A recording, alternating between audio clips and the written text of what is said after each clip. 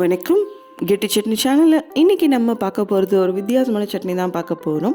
இது வரைக்கும் நம்ம சேனலில் அந்த யூஸ்வலாக தக்காளி, வெங்காயம், தேங்காய், சில காய்கறிகள் இந்த மாதிரிலாம் நம்ம சட்னி பார்த்துருக்கோம். இன்றைக்கி நம்ம பார்க்க போகிறது கொஞ்சம் வித்தியாசமாக பழங்கள் வச்சு சட்னி பார்க்க போகிறோம்.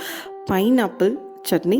இந்த பைனாப்பிள் சட்னி இட்லி, தோசை, சப்பாத்தி, ஊத்தப்பம், சப்பாத்திக்கு ஸ்ப்ரெட்ஸாக, ப்ரெட்டுக்கு ஸ்ப்ரெட், இதுக்கெல்லாமே ரொம்ப அட்டகாசமாக இருக்கும். இதுக்கு என்ன தேவையான பொருள் அப்படின்னு பார்த்துருவோமா? ஸோ ஒரு கப் அளவுக்கு பைனாப்பிள் எடுத்திருக்கேன். நல்ல ஃப்ரெஷ்ஷான பைனாப்பிள். ஒரு கப் பைனாப்பிளுக்கு அரை கப் தேங்காய் துருவல். இந்த மிளகாய் பார்த்திங்கன்னா இதுக்கு ரொம்ப காரம்லாம் செல்லாது, அதனால காரசாரமாக இருக்கும், அந்த மாதிரிலாம் இருக்காது இந்த சட்னி.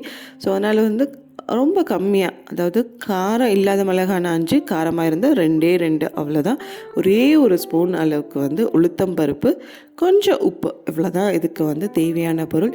இந்த சட்னி ரொம்ப ஈஸியாக நம்ம செஞ்சிடலாம். ஸோ இதுக்கு எப்படி என்னென்ன தேவையான பொருள்லாம் பார்த்துட்டோம், எப்படி செய்கிறதா அப்படின்னு பார்த்துருவோம். ஒரு கடாயில் ஒரு ஸ்பூன் அளவுக்கு எண்ணெய் ஊற்றி நல்லா சூடேறினதும் பார்த்திங்கன்னா, நான் உளுத்தம்பருப்பை ஃபஸ்ட்டு அந்த ஒரு ஸ்பூன் அளவு உளுத்தம்பருப்பை எடுத்து போட்டு நல்லா செவக்க வறுக்கணும். கருக விடக்கூடாது, செவக்க வறுக்கணும். ஸோ அவ்வளோதான்.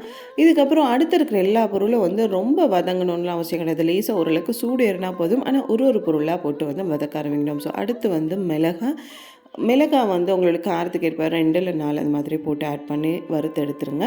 வறுத்து எடுத்ததுக்கப்புறம் அந்த அரை கப் தேங்காய் துருவல். தேங்காய் ரொம்ப செவக்க அந்த மாதிரிலாம் வறுக்க வேணாம். ஏன்னா அந்த தேங்காயோட எண்ணெய் ஸ்மெல் வந்துருச்சு அப்படின்னா அந்த பைனாப்பிளோட ஃப்ளேவரோட செட் ஆகாது. ஸோ ஓரளவுக்கு சூடானதும் ஒரு கப் அளவுக்கு பைனாப்பிள் இதையும் போட்டு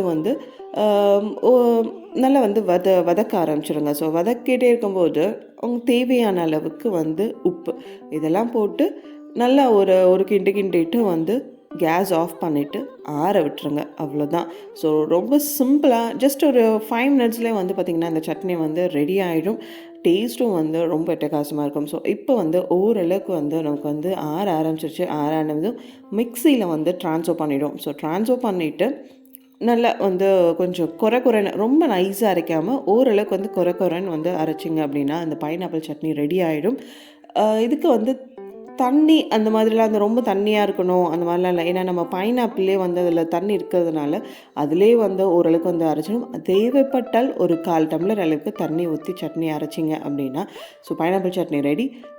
அடுத்த தாளிப்பு அது எப்பவும் போல் யூஸ்வல் தான்.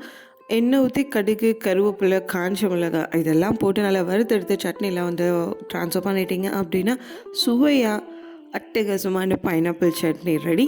இந்த பைனாப்பிள் சட்னி எப்படி இருந்தது அப்படின்னு சொல்லிட்டு ட்ரை பண்ணி மறக்காமல் கமெண்ட் பண்ணுங்கள். உங்கள் ஃப்ரெண்ட்ஸ் எல்லாருக்கும் ஷேர் பண்ணுங்கள்.